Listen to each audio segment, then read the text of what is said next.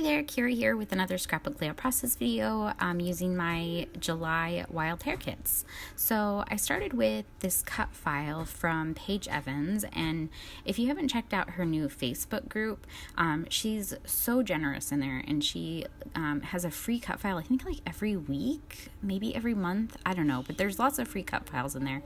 And this layered flower is perfect for this idea I had. I was actually going to create my own cut file, and I was like, oh, wait a minute. I'm pretty sure Paige has a free one that I can use. So I just went and downloaded her cut file, and I sized them down to the size that I wanted. I think the cut file has maybe 7 or 8 layers, but I only used 3 or 4 depending on the size of the flower that I wanted, because my plan was to use these wood buttons. These are from Pink Fresh Studios from the BU collection, and I wanted to use these buttons as the center of my flowers, so it was really important that I had the right sizing here. So I cut out the flowers from a few different papers from my kit. I went with this light pink, which I believe is a pink paisley Paige Evans paper. The darker pink I believe is I'd have to go back and look, but I'll link down below my unboxing video so you can see all of the products that I have. And then I'm pretty sure that the blue paper there is like a Pebbles paper. And then I cut out some leaves because I wanted some leaves on these flowers as well. And this is actually a cut shop cut file, and I will link down below the cut file that I used. And I cut it out on this green leaf paper, which I thought was perfect for these leaves. So now I'm just kind of fussing with the placement of the flowers. I wanted to make sure that they were spaced evenly along the page. I'm just scrapping this cute photo of my son Elliot. He's drawing. He's gotten really into doing crafts and coloring, and he really likes to watercolor, and he loves stickers.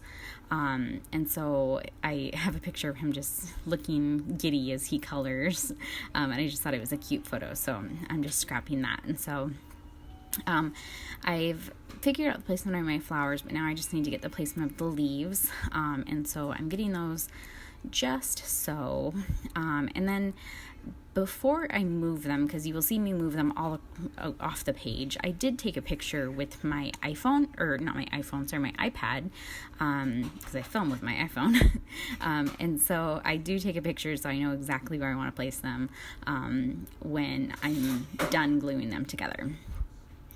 So I grabbed these stickers. These are actually from my stash. They're not in my kit, but I needed a title, and so I just grabbed these since they were right there on my desk and easy to grab.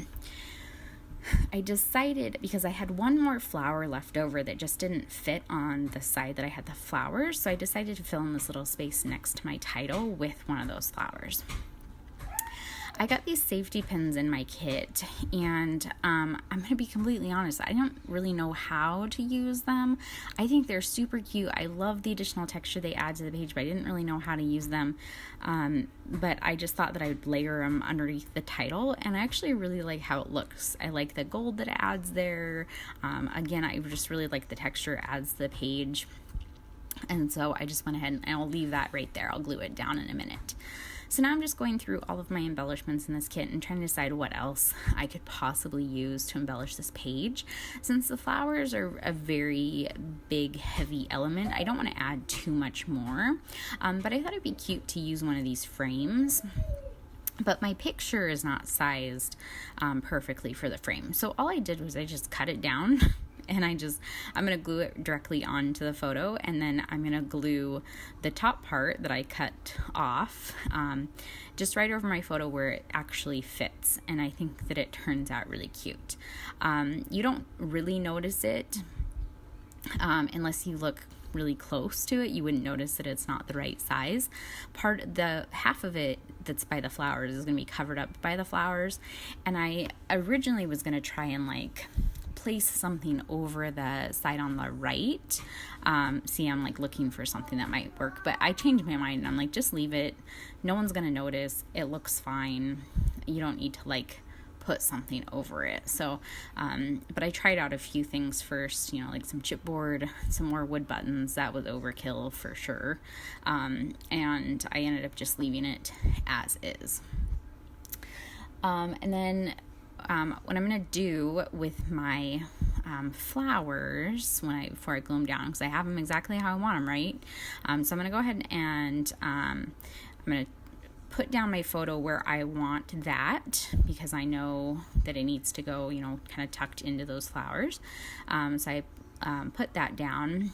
The paper I'm using is my background paper. It's from the Patio Party collection, and it's actually cut apart. It's on the reverse side, but I love grid paper. I think grid paper is the most amazing paper ever, and I say that all the time. Every time I see a grid paper, I'm like, oh, it's so gorgeous. I don't know what it is about it, but this one's like a teal grid paper, so it's even better. So I had to use it as a background piece. So I'm just gonna adhere down the stuff that is easy for placement, and then since I took a picture of where my flowers were, I'm just going to adhere the leaves down where they were placed on the flower in the picture. So I'm using my picture as a reference. The only reason I don't have that in the shot is because every time I have my iPad on, when I'm filming with my iPhone, my phone will like automatically darken the screen, so it gets a little annoying with the lighting. So I don't want to do that to you guys because it gets a little annoying, but I have it off to the side, and I'm just using it as reference to see where the leaves go, where the flowers go, and the placement of everything. But I'm gluing the leaves to the flowers first, then I'm just placing them kind of where they were on the page. And then what I'm going to do is I'm going to go back with my liquid glue, and I'm going to just put a little dollop of glue underneath each of the flowers, kind of just picking them up like so. That's how I'm doing it. And then just adhering those onto the page. And then once I get those adhered onto the page, the only thing I have left to do is add my date. So I'm going to add a date, I believe, right below my title. And I'm also going to add some splatters. I've been using this technique lately, and I really like it, where it adds just a very fine mist of splatters. And it's just putting some watercolor on an acrylic block and using a small brush to flick it off. I've been watching a lot of card making videos lately, and this is what card makers do when they're trying to like mist on a page. So it's not as big and blotchy as I've done ink in the past. So I really like it. And there's my date there. And then I'm done. Here's some close-ups for you guys. Thank you so much for watching. If you have any questions, leave them in the comments below. And I will see you soon with another video. Bye.